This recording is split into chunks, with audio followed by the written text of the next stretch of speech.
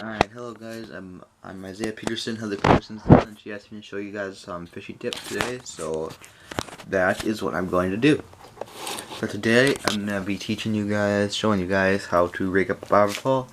Now, you may already know how to do this because it's fairly basic, but I have some ways that most people might not do it, and it's a very nice thing to learn because this is the foundation for all types of fishing, rigging, and everything. It's foundation for all fishing. So you're going to need a couple things today. You're going to need a knife. I like a through tang knife, full tang knife, as you can see. I just like them better than pocket knives. Pocket knives work. You want to avoid using kitchen knives because you'll dull them. You want a fairly sharp knife. Something that'll hold an edge nice because you're going to use this a lot when you're fishing. And then you want something to cut on. Now, I just use this tackle box. It can be anything that's hard plastic that the knife won't penetrate. My knife won't penetrate most things. This isn't very thick. It's just not really that thick. A couple centimeters, about a centimeter thick. And just gotta make sure it doesn't mind being scarred up because it will get very, very scarred up. Then next you need some line. I use Trilene line, 8-pound test, clear by Berkley. That is nice because, well, one, it's clear so the fish can't see it. 2 8-pound tests are nice for both bass and panfish. Bass because it can hold a nice bass, maybe a northern if you're lucky, and panfish because it's light enough that panfish won't see it. Then next, of course, in a bobber pole, you need your bobbers. So I have 4 different kinds of bobbers for you today. This is the classic bobber, very simple, but probably the worst one, to be honest. Probably the worst one, but it's good for beginners because anybody can learn how to use it. Doesn't take any fancy material or any real experience to use. Then there's this one. This is a foam bobber, as you can see, got bit right there. It has the same clip-on system as the classic bobber. Same system, see? But this one goes down a lot faster. But now why I stopped using this is because it's kind of hard to set up, and I'll tell you why in a little bit. Then you have slip bobber. Now this is the fastest one. This one will go down like a bullet. It goes down super, super fast. But it requires some stuff that you have to do to it to get it set up. A little bit harder than other ones that I have. But very, very fast. That's a very good one. Now this is the best. This is called a spring bobber. As you can see, there's a spring right here, and you pull the spring back.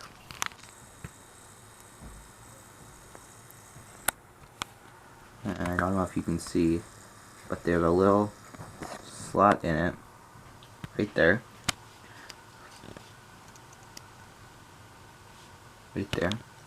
And you put your line in it. You put it up to the top, and you release the spring, and the spring now covers the hole.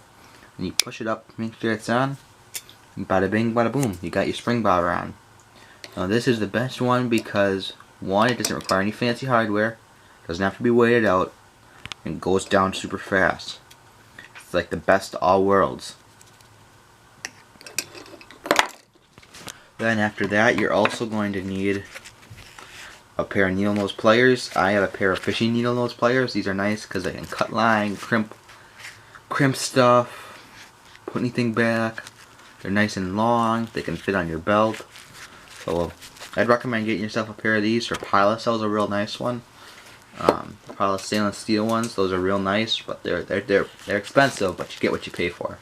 They aren't this pair, but I have another pair that's for Pilot. You get what you pay for it. That would be the brand I'd recommend.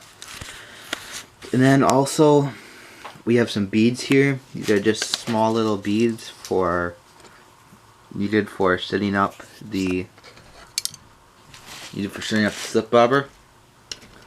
And then there's also these things up here. They're basically string on a tube, and the tube has a slit in it, so you can get it off. And that's needed for those two are hardware for putting on the slip bobber.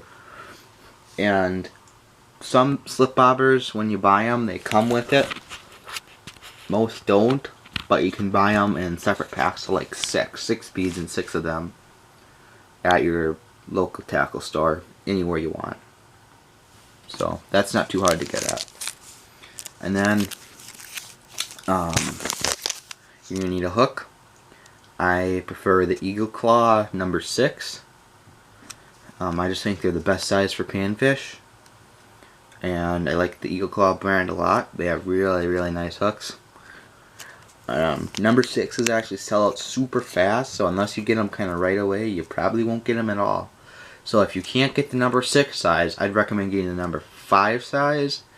And if you're going after something a little bit bigger like bass, I'd recommend getting the number 4 size. And then after that, you're going to need a split shot sinker. This is about the size you want. I prefer the lead ones. Some people still sell them, some brands don't. Just look on the package. If it contains some lead, it's the easiest to mold, easiest to shape, and that is way better than the tin ones, which are very hard to mold, very hard to shape, very hard to split. As the name would suggest, you can. And then you're also going to need a little dish, just for keeping all the parts and pieces together, because you need one of these for each one of these. So if you lose one of these, the ones up here are useless, so you're going to waste money. You don't want to do that. And one last little side note is, on the expenses of on the terms of money, on the expenses of a bobber, these are pretty cheap. This is probably the cheapest, but it works really well. This is probably second cheapest, third cheapest, and this one's the most expensive. But in my opinion, you get what you pay for. And sometimes you're willing to pay up. They're $3, which is kind of a lot for a bobber, but they are the best. So if you can, get these. If you can't, get these. If you can't get these, get these. If you can't get this, get this. Alright, then the next order of business is choosing what kind of bobber you want. I'm going to show you how to rig up all 4 bobbers in this video, but for your purposes, you're only going to want to rig up 1. So let's go over our choices. We got the classic bobber. Now this bobber is simple. It's probably what most people have learned on. It has a simple mechanism for getting put on.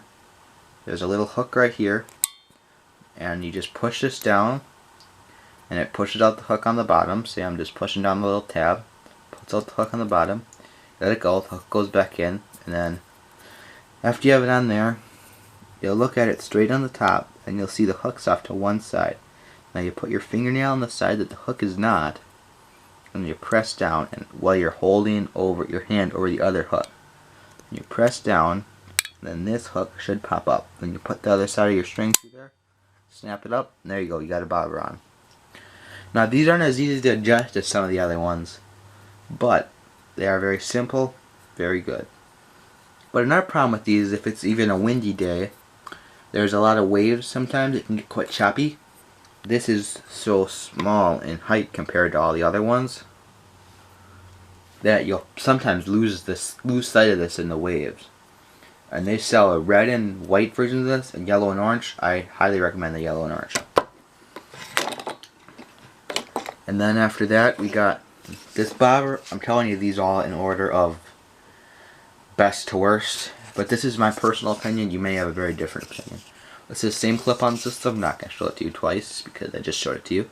But the problem with these is you got to wait them out. So it's different for everyone. There's no sure method. You just got to keep putting split shots of different sizes and shapes on to get it to stand up straight. So if you have too light a weight on, it'll lay like this in the water. If you have too heavy a weight on, if my hand's the water, it'll be like this. You don't want that either. You want it just right. I know that sounded very cheesy. Don't mind me.